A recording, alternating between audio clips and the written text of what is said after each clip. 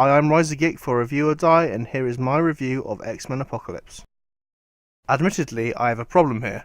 As I've said before, I try to go into a film as unbiased and with as few preconceptions as possible. That being said, it's not always so simple. When I reviewed Me Before You, for example, there was already something against the film, as romantic films aren't of particular interest to me, and it's easy for me to discard most of the films in that genre as cookie-cutter copies of each other, not requiring much effort to write or make. However, I continue to watch these films with the hope of being pleasantly surprised. And in similar fashion, when a film based on a Marvel comic is released, I find it hard not to get excited. In my opinion, the Marvel Cinematic Universe is one of the best series of films ever made, and that may be partly due to my love of comics, but I also find them entertaining as single entries and as overall series. And the other films that are based on Marvel properties, like the X-Men series, also have a special place in my heart. But I will try to be unbiased. Here goes nothing. Xmen Apocalypse is a brilliant film and the latest in a great series of films that has gotten even better since its reboot, First Class.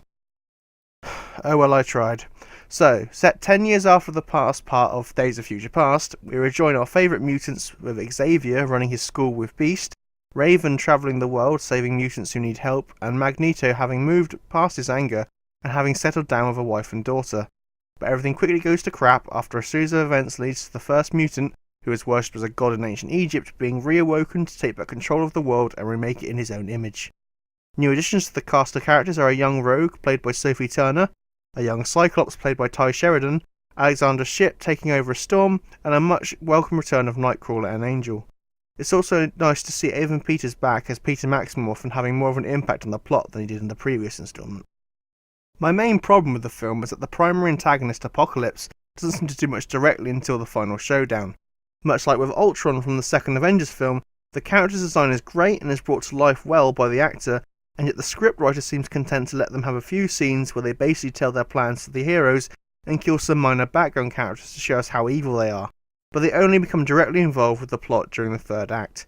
To try and put my feelings for this film in a basic format, I would say it is better than Days of Future Past, which for me felt a bit drawn out, and I felt that the stakes were never that high, despite the possible outcome being the destruction of all life.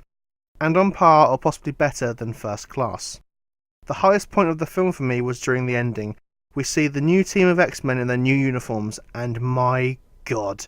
If anyone ever says to me that superhero costumes have to be changed for films because the original comic or cartoon versions just look silly, I will shove this scene in their face and laugh my arse off. No black leather jumpsuits, but colour perfect recreations that look bloody fantastic. They were